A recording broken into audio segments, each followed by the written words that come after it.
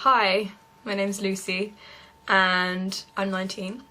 I live in England and this video is going to be about my coming out story. I guess all my life I had known that there was something not quite right, but I could never really pinpoint exactly what that was for a very, very long time anyway. I think I was about 15 or 16. And that's usually-ish the age that, you know, all your friends start getting interested in boys, etc. And I think at that point it kind of struck me that I wasn't really interested. I was definitely physically attracted to men, but there was absolutely no emotional attachment whatsoever. So I'd look at a man and be like, he's hot, but that was it. I think it was at that point that I realised that perhaps I was maybe, conceivably, possibly gay. I put those words in mainly because I so did not want to be gay that I shut it off and I put it to the back of my head and I was like, this is not something you should be thinking about. Between the ages of about 15 and 17, they were kind of painful years for me. In terms of getting to know who I was, understanding myself, and taking time out to really think about what I wanted. I just kind of shut out anything that was to do with sexuality, and if that meant talking about boys with my friends and pretending that I was interested in them, then so be it. I was in complete denial, and even the word gay made me feel sick, which is sad, I guess. This is really difficult. I never realised how difficult this would be. I've never been a very religious person. I don't really lean towards religion, but there were nights where I would just sit and pray that I was straight. Please God, make me straight. Don't let me be gay, please. I remember the day very, very clearly. I was 17.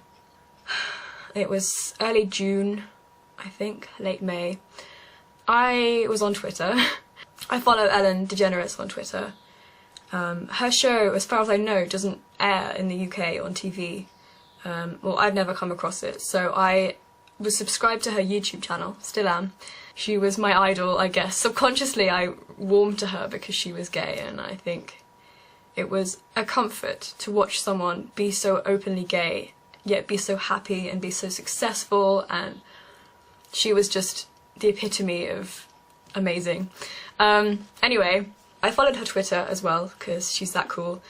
And I remember she had tweeted an interview with herself and Shelley Wright, who is an American country singer. I never heard of Shelley Wright.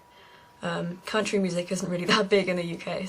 But the thing that made me click on the link was she'd called it Shelley Wright Comes Out. And I was like, ooh, what's this? And I checked behind me to make sure my parents weren't in the room, because God forbid they would walk in on me watching a video about someone coming out. In my head I thought, if they see me watching a coming out video, they will think I'm gay, because I was a very logical 17-year-old. Anyway, I clicked on the link. Over the course of the video, Shelley Wright spoke about her sexuality and how terrified she was about coming out, and she spoke about how she was suicidal. And by the end of the video I was in floods of tears, obviously, and I remember very specifically Shelley Wright saying, there is a girl or boy out there, aged 17, who could be watching this video, and I want them to know that they're not alone. And it was after watching that interview, that very second that interview finished, I took a deep breath and I thought, I am gay. And that was a really big deal for me. It was this 10-minute video and it changed my whole outlook on my life, which is pretty incredible. So thank you, Ellen, and thank you, Shelley, for that. A few weeks later, I met Kaylin, and my whole life was just suddenly amazing.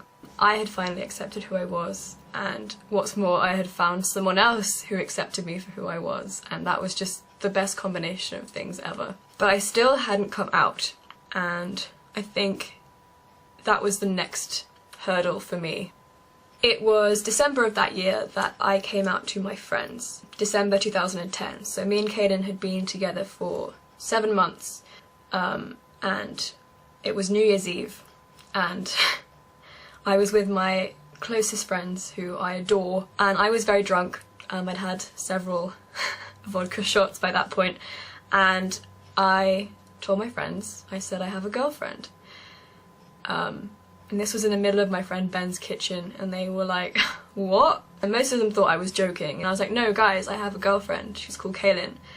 And I remember me and my best friends, Belle and Emily, we went on a walk just as it was getting up to midnight. We live in the middle of nowhere, by the way. We live in a really, really rural area. So we were walking up the lane, and there were like cows mooing, and I was telling them all about Kaylin and how happy I was, and they were saying how much they loved me and that they were proud of me. And the sky was really clear, and I remember at midnight all these millions of fireworks going off, and I was like, I did it. It is 2011 and I did it. That was the best feeling in the world, because I was there, it was the new year, I was with my best friends, they loved me for who I was, and that was it. It was completely unexpected, and I was not planning to do it. Me and Kaden hadn't even discussed coming out to my friends yet. So I told Kaden, and she was like, what? And 2011 was the year that I went to university. And I told myself that it would probably be best if I came out when I wasn't living at home, just in case it backfired and my parents wanted to kick me out. I know now that my parents would never do that, and I'm very, very blessed to have such amazing parents, but in my head I was thinking about all the possibilities, and that was one of them. So I moved away to university in September 2011, and Kaden and I had both been talking about me coming out, because obviously now Kaden was out and her parents knew about me. The pressure was rising, I think. Kaden wasn't putting any pressure on me whatsoever, but I was putting pressure on myself, and I wanted to build our relationship and make it a stronger one, a healthier one, where neither of us would have to hide who we were with each other, and our families and our friends. So me and Kaylin agreed a date. October 14th, 2011. We said, that is the day, Lucy, that you will come out. And originally I was going to do it on a Skype conversation, because obviously I don't live at home, I live about 5 hours away. So I was going to tell them on Skype, which was fair enough, but I chickened out. My parents were busy that evening anyway. They were out somewhere, I remember. So I decided to send them an email. I think that was a good compromise, emailing them, because it wasn't going to be face-to-face confrontation, which has never really been my thing. I'm quite introverted and shy sometimes, and it was such a big deal to me that I thought email was quite safe. And I know to some people that would seem like a cop-out, you know, not doing it face-to-face, but I felt comfortable with that, and I think it's important beyond anything that it was me who made that decision, not anybody else. So I started drafting out an email a few weeks before the actual date, just so I could, you know, mull it over and think about what I wanted to say and stuff. And I actually went on Google, and I was just looking at other emails that other people had sent, so I could kind of take inspiration, I guess, and look at how other people had dealt with the topic and how they'd said it. And I was copying and pasting bits that I liked and kind of taking inspiration from that and writing my own coming out letter based on those things. And it was really, really helpful for me, because it made me feel like I wasn't alone, firstly, because obviously hundreds of other people had done the same thing as me. And it was just nice to see how other people had done what I was doing. So that was really helpful for me. Anyway, I finished my email, and I sent the email on the evening of October 14th. I've always been the type of person who reads back over emails obsessively to make sure I made no spelling mistakes and stuff. So naturally, I went back over the email to read it, and it was all fine, and I scrolled right down to the very bottom, And then my heart stopped, because like I said before, I'd been copying and pasting bits of email that I liked to take inspiration from when writing my own email, and I had left a sentence that someone else had written in the actual email by mistake. And it said, "I hope you will always love me, Mom and Dad." It was American.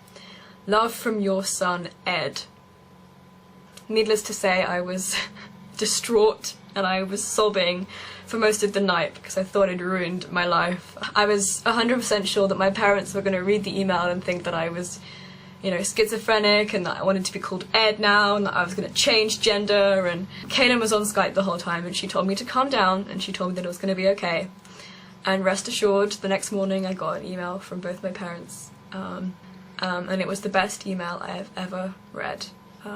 They were absolutely wonderful, and they were supportive, and they said they loved me, and they didn't mention Ed. My parents have always been very tactful, and that was it. They knew who I was, they knew I was gay, they knew I had a girlfriend, and they loved me. And I think that's really all I could ask of them. And to this day, I appreciate how lovely they have been about this whole thing. And I can only hope that I can repay them by making them proud of me. I want to show them how happy Kaylin makes me and how perfect she is, and I guess I'm just really, really lucky. So that's why if you hear Ed referenced anywhere, I know Ed was referenced in me and Kaylin's April 2012 video. If Ed is referenced, that is who we are referring to. I think what coming out has taught me more than anything is that even if it is the scariest thing you will ever have to do, the feeling of relief that I got was greater than any amount of pain and misery and anger and frustration that I had built up for myself over the years. And it just washed that away completely, and I was left with this amazing feeling of relief, and I was content, and I was happy, properly happy for the first time ever. I think it's important though to highlight that I was very lucky. I was very, very fortunate to have the reaction from my family and friends that I did. They could not have been more perfect, and I understand that for some people that really isn't the case, and that people are born into families where being gay is considered disgusting, and it's considered a sin. And I think it's important to acknowledge the fact that people in those situations, it is going to be harder for you. But I want you to know now that if you're watching this, you are not alone. There are millions of other people out there just like you, I promise. One of them being me. And me and Kaylin are here for you whenever you need us. You can send us emails, you can ask us questions on Tumblr, and we will help you as much as we can, because although we've been very privileged in the way that we've had to deal with these things, we want to help you as much as we can. So please do not hesitate to talk to either of us. I guess all I can really hope for is that by you watching this video, wherever you are in the world,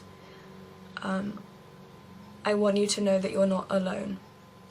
And I promise you, it gets better.